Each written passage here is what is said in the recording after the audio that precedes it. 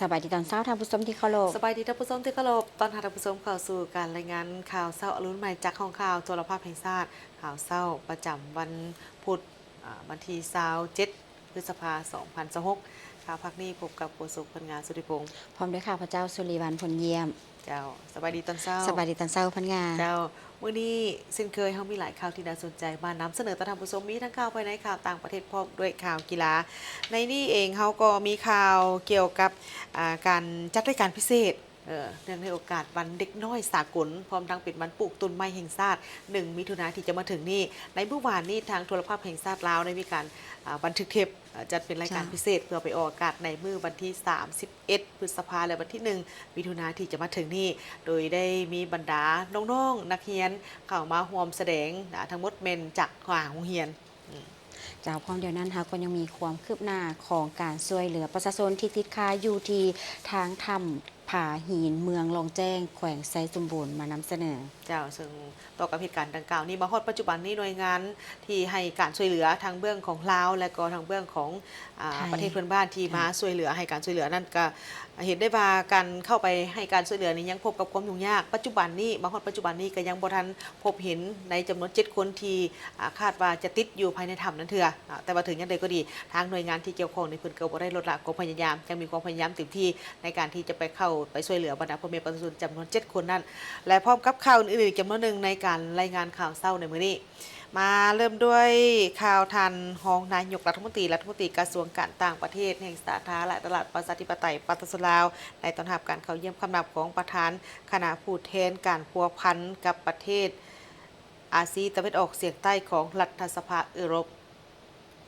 วันที่25พฤษภาคม2026นี้ที่กระทรวงการต่างประเทศท่านทองสวรรค์พรหมวิหารรองนายกรัฐมนตรี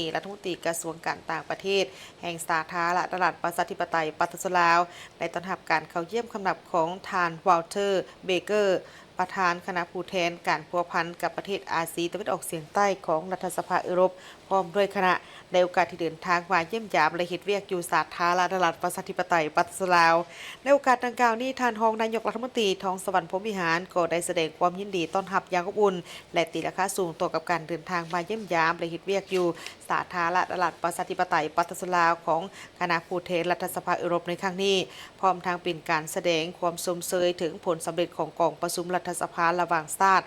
สาธารณรัฐประชาธิปไตยปากีสถานลาวและสหภาพยุโรปหรือ EU ครั้งที่7ที่ได้อัดลงด้วยผลสำเร็จอันจบงามในวันเดียวกันสองฝ่ายได้มีการแสดงถึงความพึงพอใจต่อกับบรรดาผลสำเร็จของการพัวพันหัวมือระหว่างสาธารณรัฐประชาธิปไตยปากีสถานลาวและ EU นับตั้งแต่ได้รับการสร้างตั้งสายผูกพันการทูตน้ำกันในวันที่21พฤศจิกายนปี1975เป็นต้นมาซึ่งในปี2025นี้สองฝ่ายแม้นได้ร่วมกันเฉลิมฉลองครบรอบ50ปีอย่างมีความหมายสำคัญและเป็นขบวนการที่ฟุดฟื้นพร้อมกันนี้ทั้งสองฝ่ายก็ยังยินดีที่เห็นว่าการร่วมมือทางด้านการเมืองได้รับการพัฒนาอย่างต่อเนื่องโดยเห็นได้จากการแลกเปลี่ยนการเยี่ยมยามของทางเจ้าหน้าที่รัฐสภาเห็นได้จากการแลกเปลี่ยนการเยี่ยมยามของทางเจ้าหน้าที่รัฐบาลขั้นสูงอย่างเป็นปกติเบารวมเบาเฉพาะก็แม่นระหว่างคณะผู้แทนสภาแห่งชาติลาวและคณะผู้แทนรัฐสภา EU รวมทั้งการส่งเสริมการไปมาหาสู่ระหว่างปฏิสนลาวและ EU นอกจากนั้นทั้งสองฝ่ายก็ยังได้มีการปรึกษาหารือและสุกยู่การส่งเสริมการร่วมมือทางด้านการค้าระหว่างลาวและ EU ให้นับมือนับขยายตัวเติมขึ้นอีกสาธารณรัฐประชาธิปไตยปากีสถานลาวเสนอให้ EU พิจารณาความเป็นไปได้เพื่อสนับสนุนการจัดตั้งปฏิบัติยุทธศาสตร์การข้ามผ่านแบบโรงเรียนเพื่อการลดพ้นออกจากสถานภาพประเทศด้อยพัฒนาสาธารณรัฐประชาธิปไตยปากีสถานลาวได้แจ้งให้ EU ได้รับทราบถึงความคืบหน้าในการก้าเกี่ยมการเป็นเจ้าภาพจัดกองประชุมทบทวนสนธิสัญญาฝ่าด้วยการเกิดห้ามระเบิดบ่ทันแตกก็คือระเบิดลูกวานหอบเวียนที่3ที่จะมีขึ้นในเดือนกันยายนของปี2026นี้และสุกยุให้ EU สนับสนุนพร้อมเดียวกันนั้นทั้งสองฝ่ายก็ยังได้มีการแลกเปลี่ยนความคิดเห็นเกี่ยวกับสภาพการที่พ้นเด่นภายในภาคพื้นและสากลที่ทั้งสองฝ่ายนั้นมีความสนใจร่วมกันในขณะเดียวกันท่านประธานคณะผู้แทนการพัวพันกับประเทศอาซีตะวันออกเฉียงใต้ของรัฐสภายุโรปก็ได้แสดงความขอบใจต่อกับการต้อนรับอย่างอบอุ่นพร้อมทั้งแสดงความสมเชยต่อท่านท้องสวรรค์พรหมวิหารที่ได้ให้การ ที่ได้รับการแต่งตั้งให้ดำรงตำแหน่งเป็นรองนายกรัฐมนตรีกระทรวงการต่างประเทศแห่งสาธารณรัฐประชาธิปไตยปากีสถานลาวในเดือนมีนาที่ผ่านมานี้พร้อมกันนี้ก็ยังได้แจ้งให้ทราบโดยย่อเกี่ยวกับผลของกองประชุมรัฐสภาระหว่างชาติสาธารณรัฐประชาธิปไตยปากีสถานลาวและ EU ครั้งที่ 7พร้อมทั้งได้แสดงความหมายมั่นว่าจะสืบต่อสนับสนุนและประกอบส่วนสุขโยการพัฒนาเศรษฐกิจสังคมของสาธารณรัฐประชาธิปไตยปากีสถานลาวภายใต้ขอบการร่วมมือระหว่าง EU และสาธารณรัฐประชาธิปไตยปากีสถานลาวในตอนหน้าให้มีประสิทธิผลยิ่งขึ้นประธานคณะกวดกาศูนย์กลางภาคและองค์การกวดกาแห่งรัฐได้ต้อนรับการเข้าเยี่ยมคำนับของคณะเชี่ยวชาญจากคณะกรรมการกวดกาศูนย์กลางภาคและองค์การกวดการรัฐบาลสาธารณรัฐสังคมนิยมเวียดนามที่มาเยี่ยมยามและให้เกียรติปาฐกถาเอกสารบทเรียนสาธารณรัฐสังคมนิยมเวียดนามเกี่ยวกับเวียกงานกวดกาภาคกวดการัฐต้านการส่อราษฎร์บางหลวงและการหันเป็นทันสมัยในเวียกงานกวดกาให้พนักงานกวดกาของลาวได้รับรู้ในวันที่25พฤษภาคม2026ทานบรรไซพงสวรรค์ประธานคณะกวดกาศูนย์กลางภาคองค์การกวดกาแห่งรัฐและหัวหน้าองค์การต้านการส่อราษฎร์บางหลวงศูนย์กลางได้ต้อนรับการเข้าเยี่ยมคำนับของทานเวียนดิกฮอกหองหัวหน้ากรมรับผิดชอบเขตหนึ่งจากคณะกรรมการกวดกาศูนย์กลางภาคและคณะกรรมการกวดการัฐบาลสาธารณรัฐสังคมนิยมเวียดนามพร้อมด้วยคณะในโอกาสมาเยี่ยมยามและเฮ็ดเวียกอยู่สาธารณรัฐประชาธิปไตยประชาชนลาวในวันที่25-28พฤษภาคม2026โอกาสนี้ทานวันไซพงสวรรค์ได้แสดงความยินดีต้อนรับคณะเชี่ยวชาญและได้แสดงความขอบใจต่อคณะเชี่ยวชาญที่ได้ให้เกียรติมาปาฐกถาเอกสารบทเรียนสาธารณรัฐสังคมนิยมเวียดนามเกี่ยวกับเวียกงานกวดกาภาคกวดการัฐต้านการส่อราษฎร์บางหลวงและการหันเป็นทันสมัยในเวียกงานกวดกาให้พนักงานกวดกาของคณะกวดกาศูนย์กลางภาคและองค์การกวดกาแห่งรัฐบรรดากระทรวงองค์การและท้องถิ่นของสาธารณรัฐประชาธิปไตยประชาชนลาวพร้อมนี้ทานวันไซพงสวรรค์ได้กล่าวเติมอีกว่า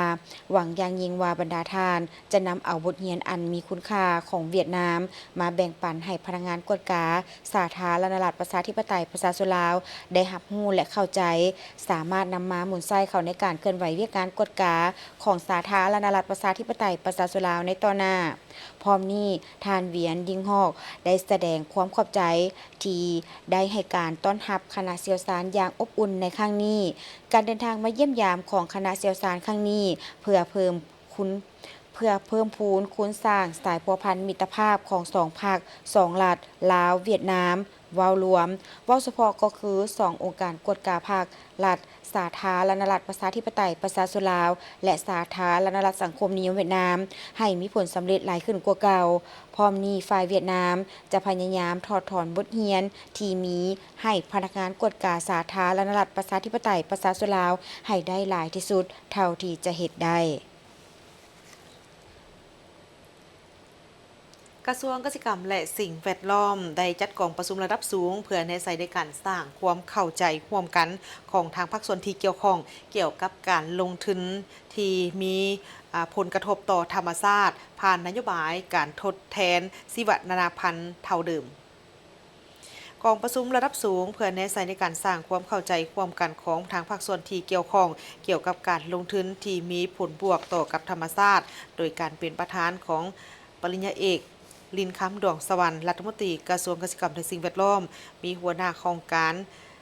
ธนาคารพัฒนาอาซีหรือ ADB ประจำลาวมีที่ปรึกษาทางด้านการพัฒนาลุ่มแม่น้ำของสถานทูตอังกฤษประจำลาวพร้อมด้วยท่านของผู้อำนวยการสมาคมอนุรักษ์สัตว์ป่าประจำลาวและภาคส่วนที่เกี่ยวข้องเข้าร่วมกองประชุมในครั้งนี้ได้พร้อมกันปรึกษาหารือถึงทิศทางนโยบายของรัฐบาลต่อกับการเติบโตเศรษฐกิจสีเขียวขอริเริ่มที่สำคัญแม่นการลงทุนและโครงการพัฒนาต่างๆที่จะบรรลุเป้าหมายผลได้รับการทดแทนชีวนานาพันธุ์เท่าเดิมและถ้าหากว่ามีความเป็นไปได้การเพิ่มชีวนานาพันธุ์โดยการนำใช้ลำดับมาตรการลดพรผลกระทบการพันธุ์ขยายการปฏิบัตินโยบายนี้จำเป็นต้องได้มีดำรัสเพื่อเป็นแนวทางในการดำเนินงานและพร้อมกันนั้นก็ยังได้ยกให้เห็นถึงสิ่งท้าทายของการสร้างความสมดุลระหว่างการเติบโตทางด้านเศรษฐกิจกับการปกปักรักษาสิ่งแวดล้อม โดยกล่าวถึงผลกระทบที่อาจจะเกิดขึ้นต่อกับความหลากหลายของชีวนานาพันธุ์และชุมชนอาศัยอยู่ในเขตชนบท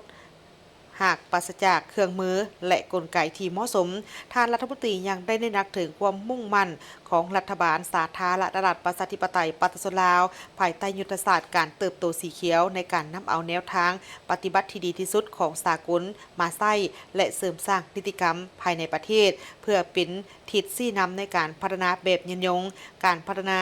ขอบเวียกงาน สดเสยความหลากหลายทางด้านชีวนานาพันธุ์แห่งชาติเป็นโอกาสที่สำคัญในการลดผ่อนความเสี่ยงของโครงการต่างๆ โดยการรวบรวมพันธะทดแทนการกำหนดเป้าหมายพื้นที่บุริมสิทธิ์ที่สำคัญ และการสร้างผลได้รับที่สามารถวัดแทกได้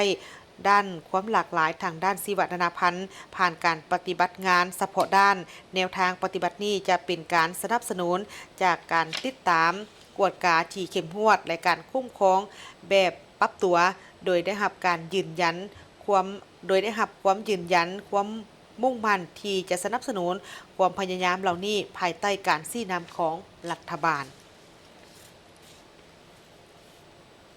คณะกฎการศูนย์กลางภาคและองค์การกฎการแห่งรัฐจัดปาฐกถาบทเรียนของสาธารณรัฐสังคมนิยมเวียดนามเกี่ยวกับเวียกงานกฎการภาคกฎการรัฐต้านการส่อราษฎร์บังหลวง และการหันเป็นทันสมัยในเวียกงานกฎการ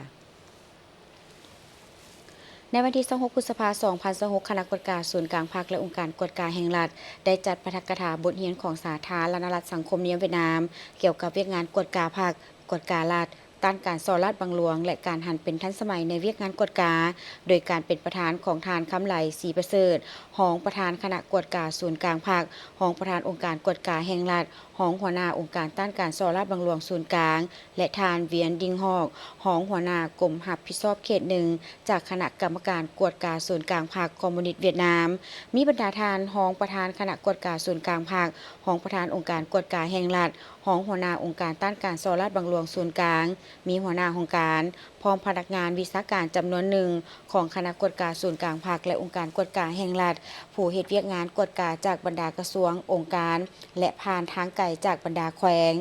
ท่านคำไหลศรีประเสริฐได้กล่าวว่าเพื่อเป็นการสืบต่อยกระดับความสามารถด้านเวียกงานกฎการภาคกฎการรัฐสกัดกั้นด้านการส่อราษฎร์บังหลวงให้แก่พนักงานกฎการทั่วประเทศของสาธารณรัฐประชาธิปไตยประชาชนลาวการปาฐกถาถ่ายทอดบทเรียนในครั้งนี้แม่นผลของการร่วมมือในเวียกงานกฎการภาคกฎการรัฐสกัดกั้นและต้านการส่อราษฎร์บังหลวงระหว่างคณะกฎการศูนย์กลางภาคองค์การกฎการแห่งรัฐสาธารณรัฐประชาธิปไตยประชาชนลาวกับคณะกรรมการกฎการศูนย์กลางภาคคอมมิวนิสต์เวียดนามและคณะกฎการรัฐบาลสาธารณรัฐสังคมนิยมเวียดนามตามบทบันทึกที่ลงนามร่วมกันในปี 2022 ที่ผ่านมา การปาฐกถาได้ดำเนินเป็นเวลา1 วัน ผู้เข้าร่วมได้รับฟังการบรรยายจากคณะเชี่ยวชาญเวียกงานกฎการผู้มีประสบการณ์จากสาธารณรัฐสังคมนิยมเวียดนามได้ลงลึกบางเนื้อในบทเรียนของพรรคคอมมิวนิสต์เวียดนามเกี่ยวกับเวียกงานกฎการภาคเวียกงานกฎการรัฐเวียกงานต้านการส่อราษฎร์บังหลวงและการหันเป็นทันสมัยในเวียกงานกฎการและปัญหาอื่นๆที่ผู้เข้าร่วมมีความสนใจท่านเวียนดิงฮอกกล่าวว่าการปาฐกถาในครั้งนี้พวกเฮาได้แลกเปลี่ยนประสบการณ์กับบรรดาผู้เข้าร่วมเกี่ยวกับเวียกงานกฎการภาคกฎการรัฐเวียกงานต้านการส่อราษฎร์บังหลวงและการหันเป็นทันสมัยในเวียกงานกฎการและเวียกงานติดตามกฎการของคณะกรรมการกฎการศูนย์กลางพรรคคอมมิวนิสต์เวียดนามและเกี่ยวกับการปรับโครงสร้างการจัดตั้งภายหลังกองประชุมครั้งที่ 14 ของพรรคคอมมิวนิสต์เวียดนามพวกเขาจะพยายามถอดถอนบทเรียนที่มีให้พนักงานกฎการสาธารณรัฐสังคมนิยมเวียดนามขออภัยพวกเขาจะพยายามถอดถอนบทเรียนที่มีให้แก่พนักงานกฎการสาธารณรัฐสังคมนิยมเวียดนามในครั้งนี้ให้ได้หลายที่สุดเท่าที่จะเฮ็ดได้กระทรวงแรงงานและสวัสดิการสังคมได้มีการหวนคืนวันวีรกรรมตนคุกอย่างมหัศจรรย์ของบรรดาผู้นำพรรคและแนวลาวต่างชาติครบ60 ปีและวันพาวงปิดล้อมของกองพันที่ 2วีรชน ที่ธงไฮยีนแขวงเสียงขวางครบรอบ67 ปี ซึ่งเหตุการณ์ในครั้งนี้มันได้กลายเป็น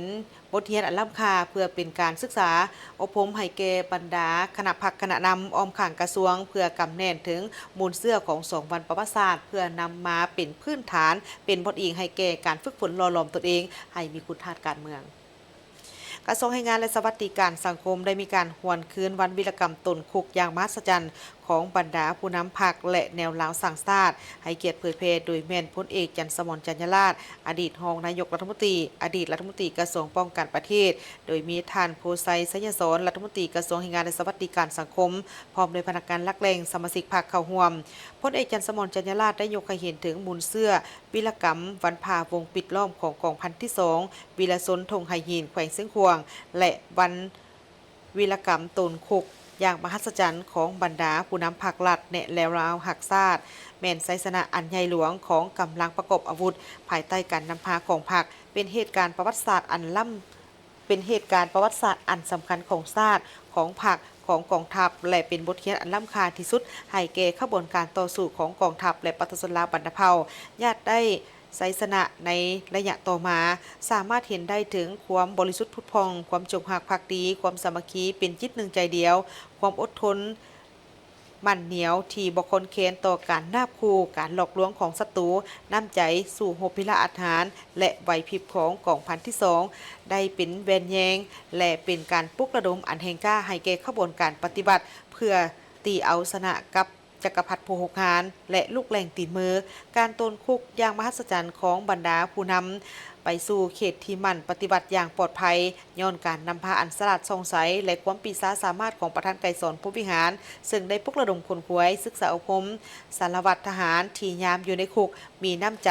หักสาดอันดูดดื่มมีความจงรักภักดีจนกลายเป็นผู้ไขประตูห้องคุ้มขังอยู่แต่ละห้องเพื่อให้ผู้นำของพรรคและแนวล้าวหักซาดได้ย่างออกจากคุกพลเข็งไปสู่เขตที่มั่นอย่างปลอดภัยการปะทะกถาในครั้งนี้นอกจากการหวนคืนถึงวีรกรรมอันค่าเกณฑ์ของกองพันที่2วีรชนที่สามารถผ่านพาบงปิดล้อมของศัตรูแล้วเหตุการณ์ดังกล่าวนี้ยังกลายเป็นบทเรียนอันล้ำค่าเพื่อศึกษาอบรมให้แก่คณะพักคณะนำอ้อมข้างกระทรวงแรงงานและสวัสดิการสังคมเสื่อมซึมกำแน่นมูลเสื้อของ2วันประวัติศาสตร์ดังกล่าวนี้นำมาเป็นพื้นฐานเป็นบทอิงให้แก่การฝึกฝนหล่อหลอมตนเองให้มีคุณธาตุการเมืองมีคุณสมบัติศีลธรรมปฏิบัติเพื่อประกอบส่วนสำคัญเข้าในภารกิจปกปักรักษาและสร้างสรรค์พัฒนาประเทศชาติให้เจริญรุ่งเรืองการปะทะกถาในครั้งนี้มันมีขึ้นในมื้อวันที่26พฤษภาคม2026อยู่ที่กระทรวงแรงงานและสวัสดิการสังคมท่านผู้ชมการปลูกพืชทางเลือกทดแทนของบรรดาบริษัทแขวงอยู่นานร่วมกับคณะการที่เกี่ยวข้องของลาวแม่นมากผลของการหัวมือลาวจีนเพื่อพัฒนาเวียกงานกสิกรรมที่มีทางเลือกในการทดแทนการปลูกฝิ่นงานวางแสดงมากผลการปลูกพืชทดแทนและงานมหกรรมวางแสดงการยกระดับพัฒนาอุตสาหกรรมยูนนานเวียงจันทร์สาธารณรัฐประชาธิปไตยประชาชนลาวประจำปี 2026 แม่นงานสำคัญที่จีนลาวได้ร่วมมือเสริมสร้างการต้านยาเสพติดร่วมกันยกระดับกสิกรรมและส่งเสริมการค้าข้ามแดนงานวางแสดงสินค้าครั้งนี้ได้ถือเอาการแสดงผลสำเร็จการแลกเปลี่ยนแนวคิดการยกระดับอุตสาหกรรมและการเสริมสร้างความร่วมมือเป็นแนวทางหลักโดยสุ่มใส่4หัวข้อสำคัญคือผลสำเร็จของการปลูกพืชทดแทนเส้นทางการยกระดับอุตสาหกรรมความร่วมมือในการควบคุมและต้านยาเสพติดและการค้ากสิกรรมข้ามแดนงานนี้ได้สร้างเวทีระดับสูงสำหรับการเชื่อมต่อระหว่างภาครัฐและภาคธุรกิจการจับคู่การสนองและความต้องการอุปสงค์อุปทานและการแลกเปลี่ยนเทคโนโลยีและการแบ่งปันทรัพยากรเป็นการสรุปและทบทวนความร่วมมือในอดีตทั้งเป็นการวางแผนสำหรับอนาคตแห่งการร่วมมือแบบสนะร่วมกันที่มีความหมายสำคัญอย่างยิ่งและถูกจัดขึ้นในเวทีอันเหมาะสม其实老挝我们是第一次来ปัจจุบันบริษัทของพวกเขาส่วนใหญ่ปลูกยางพาราธรรมชาติและข้าวสาลีเป็นพืชทางเลือกนอกจากผลิตภัณฑ์ทางเลือกแล้วบริษัทยังผลิตภัณฑ์กสิกรรมพิเศษในเขตผู้สูงและผลิตภัณฑ์ยาพื้นเมืองจีน ธุรกิจของกลุ่มยังกวมเอาการบริการทางเรือการขนส่งข้ามชายแดนโดยวางแผนที่จะเพิ่มผลิตภัณฑ์ทางเลือกที่ตอบสนองเงื่อนไขอุตสาหกรรมท้องถิ่นมีมูลค่าเพิ่มสูงบริษัทได้มีความปรารถนาอย่างแข็งกล้าที่จะพัฒนาการปลูกพืชทางเลือกในลาวสนองโอกาสการจ้างงานให้แก่ประชาชนท้องถิ่นและประกอบส่วนเข้าในการพัฒนาเศรษฐกิจท้องถิ่น我们最开始的初心是บริษัทพวกเรามีความดีใจหลายที่ได้มาร่วมในงานแสดงในครั้งนี้เพราะเป็นการนำเอาผลสำเร็จของตนเองมาวางแสดงและก็เป็นโอกาสที่ดีที่จะได้พบปะแลกเปลี่ยนกับบรรดาหัวหน่วยการผลิตโดยเฉพาะแม่นการนำใช้โครงการปลูกพืชทางเลือกให้ดีขึ้นกว่าเก่าเพื่อสุขอยู่การพัฒนาท้องถิ่นเพราะการปลูกยางพาราของบริษัทแม่นการปลูกทดแทนฟินเพราะการปลูกยางพาราแม่นให้ประชาชนในท้องถิ่นมีรายรับที่ดีเพราะยางพาราของบริษัทแม่นนำมาผลิตเฮ็ดเป็นสายพานเป็นต้นตอการวางแสดงผลสำเร็จด้านการปลูกพืชทดแทนการแลกเปลี่ยนแนวความคิดการพัฒนาการส่งเสริมยกระดับอุตสาหกรรมการเพิ่มทวีการร่วมมือตัวจริงแสดงให้เห็นถึงผลได้รับที่โดดเด่นของความพยายามในการปลูกพืชทดแทนของจีนลาวสร้างเวทีที่สำคัญสำหรับการประสานงานด้านอุตสาหกรรมแลกเปลี่ยนเทคโนโลยีและการร่วมมือทั้งการค้างานนี้มีความสำคัญอันใหญ่หลวงเป็นการสรุปสั่งรวมผลสำเร็จการร่วมมือที่ผ่านมาทั้งเป็นแผนยุทธศาสตร์สำหรับการเพิ่มทวีการร่วมมือในอนาคตการเพิ่มพลังชีวิตใหม่และการเปิดช่องทางสำหรับการร่วมมือระหว่างลาวและจีนในด้านต่างๆเช่นการควบคุมยาเสพติดการค้ากสิกรรมข้ามชายแดนและการยกระดับอุตสาหกรรมงานวางแสดงบ่เพียงแต่เป็นเวทีให้ชาวเกษตรกรหรือหัวหน่วยธุรกิจได้นำเสนอผลผลิตเท่านั้นหากยังเป็นโอกาสสำคัญในการสร้างเครือข่ายระหว่างภาครัฐและเอกชนเป็นเวทีพบปะนักลงทุนและผู้ซื้อทั้งภายในและต่างประเทศเป็นส่วนหนึ่งของความพยายามในการปรับปรุงชีวิตการเป็นอยู่ของประชาชนสร้างเวียกเฮ็ดงานทำและลดพรการนำเข้าสินค้ากสิกรรมโทรภาพแห่งชาติลาวได้จัดกิจกรรมในการเฉลิมฉลองวันเด็กน้อยสากลและวันปลูกต้นไม้แห่งชาติ1 มิถุนายนที่จะมาถึงนี้ซึ่งได้จัดให้มีการแสดงศิลปะฟ้อนและห้องเพลงจากบรรดาน้องๆนักเรียนจากหาโรงเรียนที่ได้ร่วมกันแสดงเนื่องในโอกาสวันเด็กน้อยสากลใสงามวิไลเมืองลาวเบิกบาน เนื่องในโอกาสต้อนรับวันเด็กน้อยสากลและวันปลูกต้นไม้แห่งชาติ1 มิถุนายนที่จะมาถึงนี้ในวันที่26 พฤษภาคม 2026ที่โทรภาพแห่งชาติลาวได้จัดงานบันทึกรายการพิเศษเพื่อนำไปออกอากาศในวันที่1 มิถุนายน 2026โดยพร้อมกันจัดกิจกรรมเฉลิมฉลองวันดังกล่าวโอกาสสำคัญนี้ปริญญาเอกวรรณตรีคำวานวงศาผู้อำนวยการใหญ่โทรภาพแห่งชาติลาวได้กล่าวเปิดงานอย่างเป็นทางการว่า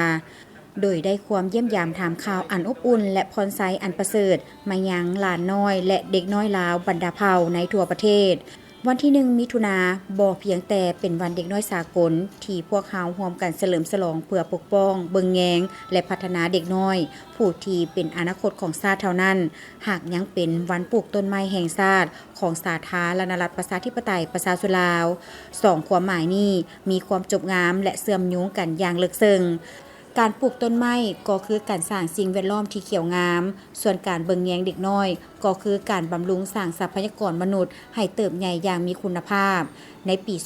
2026 โทรภาพแห่งชาติลาวในนามเป็นสื่อมวลชนกระบอกเสียงของพรรคและรัฐยังคงมุ่งมั่นที่จะเป็นขั้วต่อในการเผยแพร่ความรู้สร้างจิตสำนึกรักชาติรักธรรมชาติและส่งเสริมการศึกษาให้แก่เด็กน้อย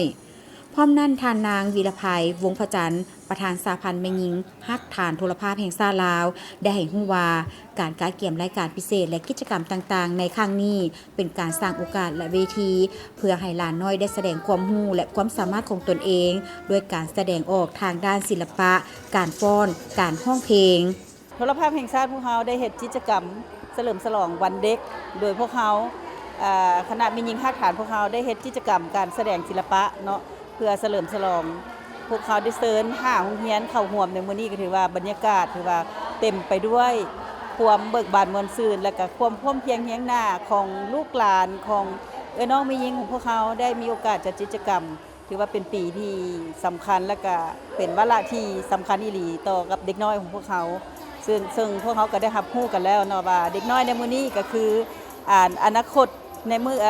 เป็นผู้ใหญ่ในมื้อหน้าเนาะเด็กน้อยในมื้อนี้ก็คือเป็นผู้ใหญ่ในมื้อหน้าเนาะแล้วก็จะเป็นอนาคตที่ดีของชาติเฮาแต่ทั้งหมดทั้งมวลก็ต้องแม่นขึ้นกับ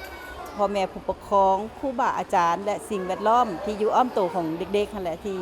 จะเป็นผู้ซิดสอนบ่มสอนเขาเจ้าไปในทิศทางใดเด็กน้อยกับมันก็เปรียบเสมือนผ้าขาวเนาะที่ยังบ่ทันได้เติมแต่งอย่างใส่ฉะนั้นสิ่งแวดล้อมคือเป็นสิ่งที่สำคัญหลาย และในโอกาสวันเด็กนี้เนาะแล้วก็วันปลูกต้นไม้แห่งชาตินี้ขออวยพรให้น้องๆเนาะนักเรียนเยาวชนอนุชนทั่วประเทศก็คือทั่วโลกเนาะมีสุขภาพแข็งแรงมีพลานามัยที่สมบูรณ์เนาะแล้วก็เป็นลูกคำฮู้ของพ่อแม่ของครูบาอาจารย์เนาะเป็นอนาคตที่สดใสของประเทศชาติบ้านเมืองเนาะ สำหรับการบันทึกรายการพิเศษมีความยาว1 ชั่วโมงครั้งนี้แม่นมีการแสดงศิลปะการฟ้อนและการห้องเพลงหลายกว่า10รายการจากครูอาจารย์และน้องนักเรียน5โรงเรียนอ้อมข้างโทรภาพแห่งชาติลาวที่ได้มาแสดงอย่างคึกคืนและที่สำคัญกิจกรรมดังกล่าวยังมีบริษัทห้างห้าน10กว่าภาคส่วนมาประกอบส่วนอุปถัมภ์สนับสนุนข้าวหนมกะแลมให้หลานน้อยได้กินอย่างเบิกบานม่วนซื่นข้าพเจ้าก็ได้เอานักเรียนมาแสดงอยู่ที่3รายการนั่นเองเนาะนั่นก็คือเป็นบทเพลง2รายการแล้วก็บทเพลงเต้น1รายการนั่นเองเนาะและมีความยินดีและก็มีความรู้สึกดีใจหลายเนาะที่ได้มาร่วมงานในมื้อนี้และก็จะเฮ็ดให้นักเรียนของพวกเรามีความกล้าหาญกล้าแสดงออกได้มีส่วนร่วมและให้น้องๆหลายๆภาคส่วนได้เห็นในการแสดงของพวกเรานั่นเองเนาะดีใจและมีความสุขหลายที่ได้มาร่วมงานนี้ได้ในการฟ้อนการแสดงและความม่วนซื่นและให้คนอื่นมีความสุขรู้สึกดีใจหลายที่ได้เข้าร่วมแสดงศิลปะเฉลิมฉลองวันเด็กในปีนี้กระแลมแซ่บกุดบ้านสวนพระน้ำหอมกุดได้มีส่วนร่วมเกี่ยวกับวันเด็กมีกระแลมแซ่บจากสวนพระน้ำหอมกุดมาซุกยิ้วส่งเสริมในก็เห็นความสำคัญของวันเด็กมื้อนี้เนาะเพราะว่าวันเด็กมื้อนี้อนาคตของเด็กน้อยมื้อนี้ก็จะเป็นผู้ใหญ่ในวันข้างหน้าเนาะดีใจหลายที่ว่ามีส่วนหนึ่งที่ได้ประกอบส่วนในงานของวันในมื้อนี้นะกิจกรรมครั้งนี้เป็นการสร้างโอกาสให้แก่เด็กน้อยได้แสดงออกอย่างสร้างสรรค์และปลูกจิตสำนึกให้ร่วมกันปลูกต้นไม้อย่างน้อยคนละต้นเพื่อเพิ่มพื้นที่สีเขียวต้านภัยโลกร้อนและสร้างโลกที่น่าอยู่ให้แก่ลูกหลานของพวกเขาในอนาคต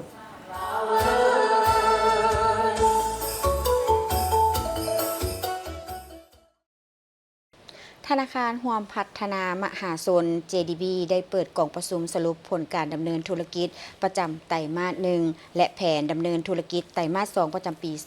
2026ที่สำนักงานใหญ่ธนาคารร่วมพัฒนามหาชนนครหลวงเวียงจันทร์ซึ่งได้จัดขึ้นในวันที่ 22 พฤษภาคม 2026กองประชุมสรุปผลการดำเนินธุรกิจประจำไตรมาสที่ 1โดยการเป็นประธานกองประชุมของท่านวิไลศรีภาพรประธานสภาผู้บริหารธนาคารร่วมพัฒนามหาชนพร้อมด้วยคณะผู้บริหารคณะแผนกและหน่วยบริการภายในนครหลวงเวียงจันทร์มีบรรดาหน่วยบริการต่างแขวงเข้าร่วมกองประชุมผ่านระบบทางไกลเป็นเกียรติเข้าเปิดกองประชุมโดยท่านสาครยอพันไซผู้อำนวยการธนาคารร่วมพัฒนามหาชนกองประชุมได้รับฟังการรายงานถึงผลสำเร็จเวียกงานหลายๆด้านในไตรมาส 1ของปี 2026 JDB สามารถสร้างยอดทรัพย์สินรวมมูลค่า 44.8 ตื้อกว่ากีบเท่ากับ 85 ส่วนห้อยของแผนการปี 2026 มียอดรายรับรวมมูลค่า 787 กว่าตื้อกีบเมื่อเทียบใส่แผนการสามารถปฏิบัติได้ 74 ส่วนห้อยของแผนไตรมาส 1ปี 2026การสนองสินเชื่อปฏิบัติได้ 70 ส่วนห้อยเมื่อเทียบใส่แผนการไตรมาส 1ด้านผลการดำเนินธุรกิจประจำไตรมาส 1ของ JDB สามารถสร้างรายรับหลังหักอากรโดยมีมูลค่ารวม157ตื้อกว่ากีบปฏิบัติได้ 14 ส่วนห้อยเทียบใส่แผนการปี 2026 JDB เป็นธนาคารธุรกิจชั้นนำที่ได้รับความไว้วางใจและมีสภาพคล่องที่แข็งแรงพร้อมที่จะรองรับการบริการลูกค้าในทุกระดับพร้อมนั้นได้เปิดนำไส้ผลิตภัณฑ์ใหม่บริการสินเชื่อแบบดิจิตอลที่มีชื่อว่าสินเชื่อน้องฟ้าผ่านแอป JDB Yes Mobile Banking บริการสินเชื่อเทิงมือถือให้กับลูกค้า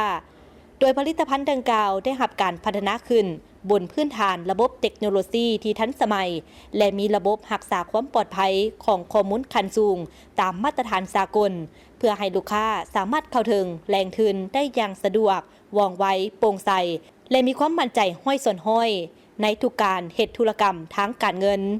ในกองประชุมได้รับฟังการโอ้ล้มจากทานเอกพันธ์ภาพิทักษ์ประธานผู้ถือหุ้นธนาคารร่วมพัฒนามหาชนโดยได้แสดงความย่องยอสมเสยต่อผลงานที่ปฏิบัติได้ในไตรมาสที่1ที่ผ่านมาและยกให้เห็นสภาพเศรษฐกิจของโลกยังมีความยุ่งยากอยู่ในภาวะชะลอตัวสภาพการของโลกมีการผันแปรอย่างซับซ้อนซึ่งเป็นผลกระทบต่อค่าครองชีพที่สูงขึ้นขอให้ทุกภาคส่วนสู่สนตั้งใจเฮ็ดเวียกของตนให้สำเร็จผล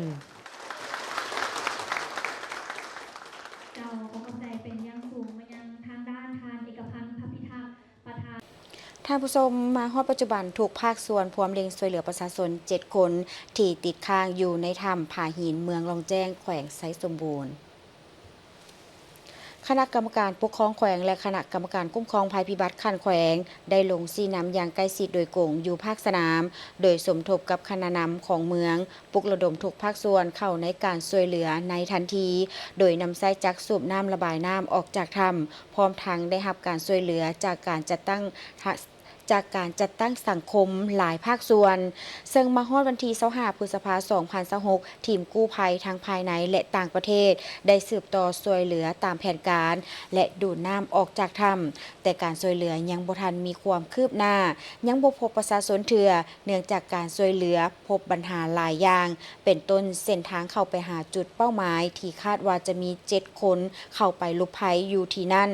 ปัจจุบันการจัดตั้งภาครัฐทุกขั้นพร้อมด้วยหน่วยกู้ภัยของลาวและไทยตลอดฮอดภาคส่วนที่เกี่ยวข้องยังสืบต่อเล็งให้การช่วยเหลืออย่างต่อเนื่องแต่การปฏิบัติเวียกงานตัวจริงแม้นพบอุปสรรคหลายอย่างย้อนเป็นถ้ำธรรมชาติทางเข้าละอิดละเอี้ยวมีหินน้ำนอและมีฝนตกต่อเนื่องเฮ็ดให้ระดับน้ำในถ้ำเพิ่มขึ้นสูงและเฮ็ดเวียกแข่งกับเวลา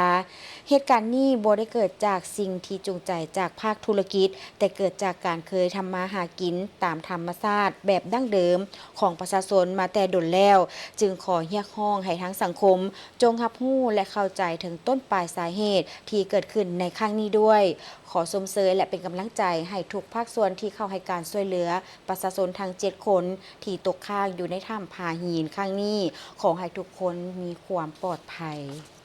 ต่อกับเหตุการณ์ดังกล่าวนี้ก็เห็นได้ว่าทั้งทุกภาคส่วนที่เข้าไปให้การช่วยเหลือเป็นต้นคอมเมนต์ทางเบื้องของหน่วยงานกู้ภัยทั้งลาวและไทยที่ได้ร่วมแรงร่วมใจกันในการ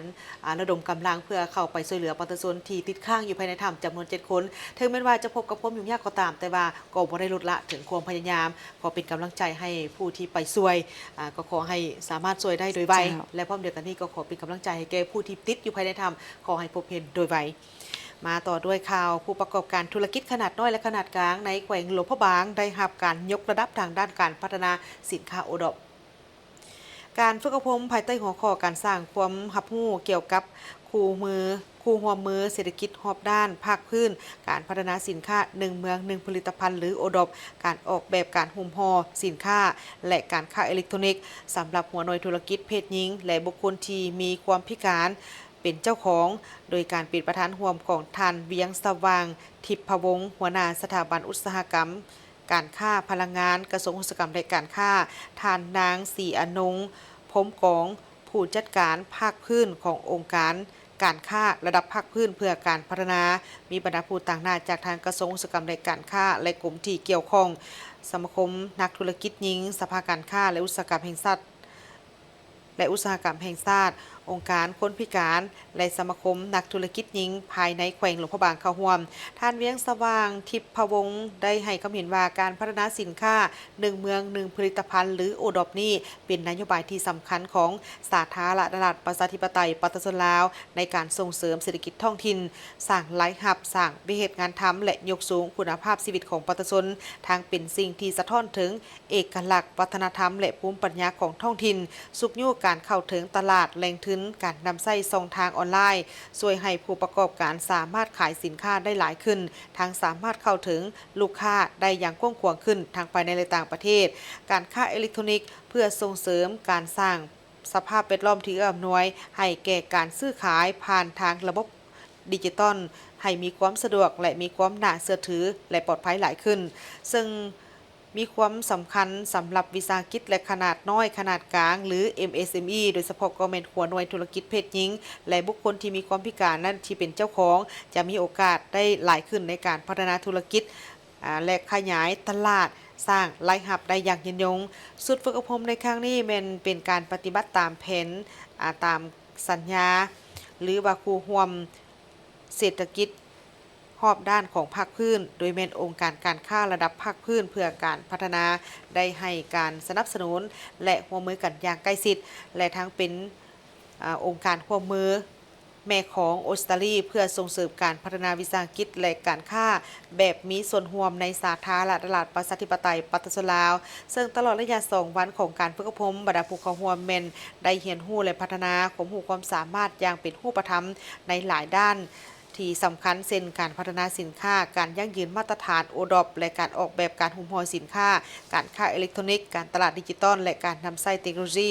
ปัญญาประดิษฐ์ AI เข้าในการพัฒนาธุรกิจพร้อมทั้งมีการแลกเปลี่ยนบทเรียนและประสบการณ์นำกันเพื่อนำเอาความรู้ที่ได้ไปปรับใช้ให้เกิดประโยชน์สูงสุดต่อกับธุรกิจของตนเองในต่อหน้า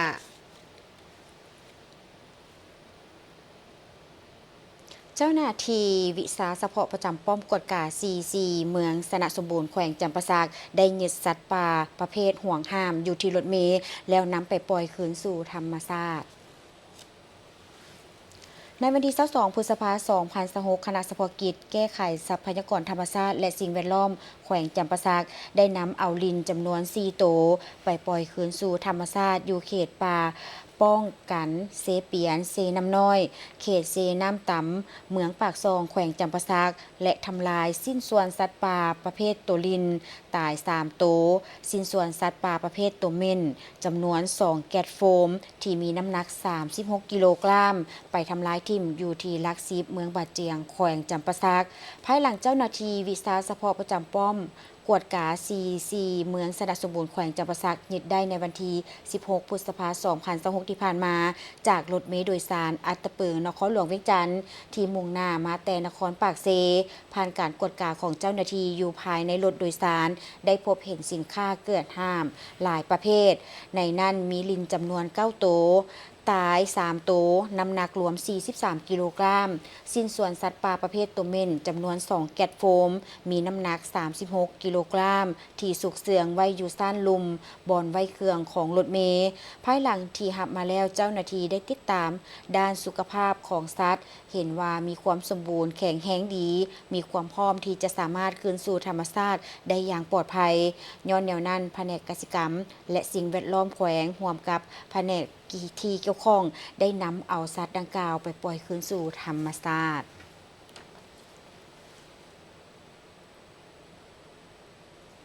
ทางด้านทหารแขวงเสียงขวางได้ร่วมใจกันบริจาคเลือดเพื่อช่วยเหลือสังคมการบริจาคเลือดในครั้งนี้โดยมีพนักงานและนักรบสมัครใจร่วมใจกันบริจาคเลือดถึง60สหายในเช้าของวันที่26 พฤษภาคม 2026 นี้กองบัญชาการทหารแขวงเสียงขวางได้จัดพิธีบริจาคเลือดเพื่อช่วยเหลือสังคมโดยการให้เกียรติเข้าร่วมของสหายพันเอกพรหมมีสัญญจิตหัวหน้าห้องพลธิการสหายนางสมพรไสสุเทพห้องหัวหน้าองค์การกาแดงแขวงเสียงขวางพร้อมด้วยทีมงานโดยมีพนักงานที่เกี่ยวข้องและบรรดาพนักงานนักรบทั่วองค์การ5ของการกองห้อย157เข้าร่วม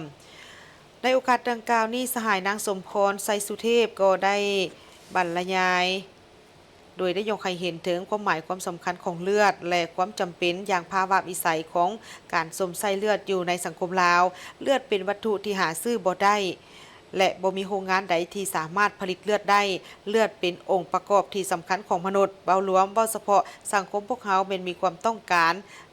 การนำไส้เลือดเป็นจำนวนหลายในแต่ละมือโดยเฉพาะก็เป็นคนเจ็บที่ปีนปัวเป็นโรคขาดเลือด คนเจ็บที่เกิดอุบัติเหตุต่างๆในขอบเขตทั่วประเทศก็คือทางแขวงเสียงขวางโดยรวมแล้วความต้องการในการบริจาคในการต้องการเลือดของพวกเขาที่ยังบ่ทันเพียงพอ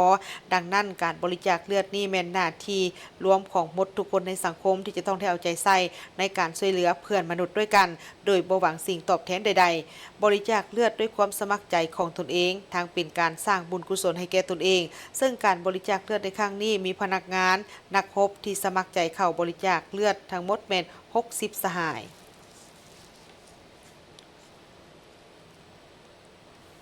ไปที่เวียกงานเผยแพร่การปรับปรุงค่าบริการเก็บเมี่ยนขี้เหงื่อในตัวเมืองนครหลวงพะบางกองประชุมเผยแพร่เวียกงานปรับปรุงค่าบริการเก็บเมี่ยนขี้เหงื่อจัดขึ้นในวันที่21 พฤษภาคมที่ผ่านมาที่นครหลวงพะบางโดยการเป็นประธานของทานนางวิไลพรถนอมศักดิ์รองประธานคณะกรรมการปกครองนครมีทานดาวันศรีลิวงศ์หัวหน้าห้องการคุ้มครองและบริการตัวเมืองนครพร้อมด้วยหัวหน้าห้องการต่างหน้าจากบริษัทสัญญาหับเหมาเก็บเมี่ยนขี้เหงื่อตลอดฮอดในบ้านจำนวน80บ้านเข้าร่วม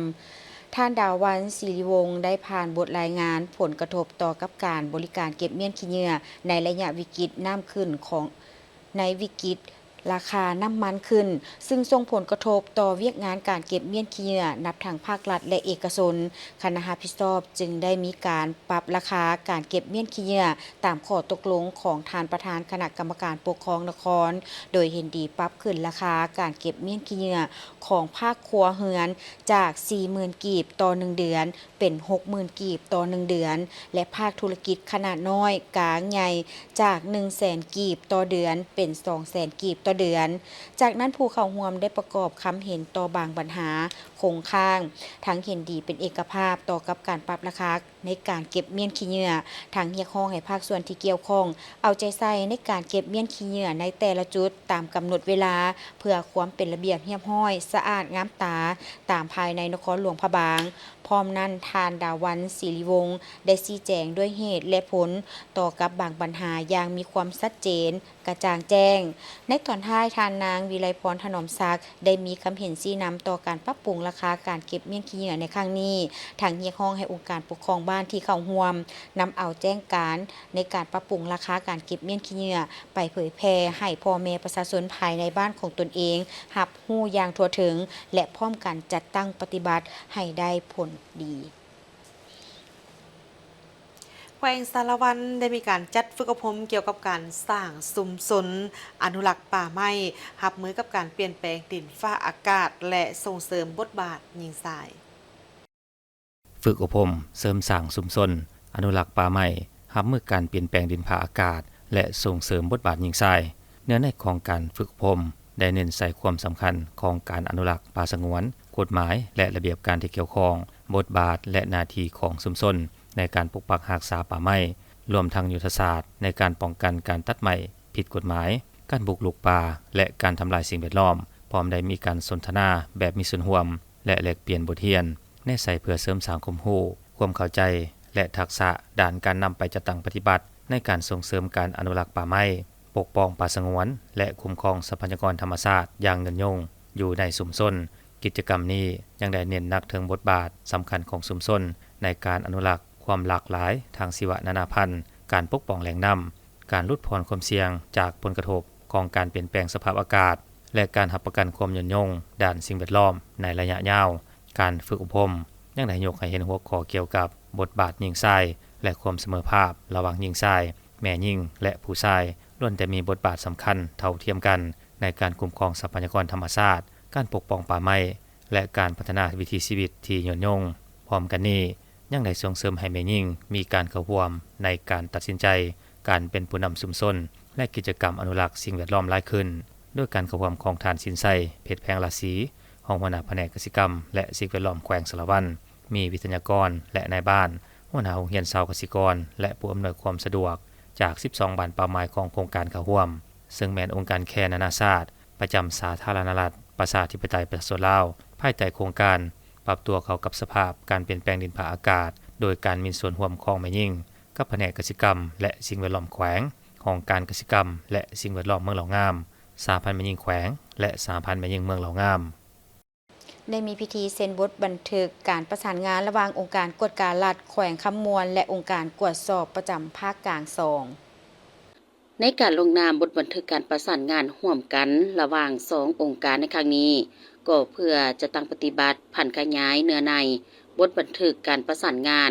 ระหว่างองค์การกวดการรัฐกับองค์การกวดสอบแห่งรัฐให้มีเนื้อในเลิกเซิงและหัดกลุ่มเฮ็ดให้องค์การกวดการรัฐแขวงขมวลกับองค์การกวดสอบประจำภาคกลาง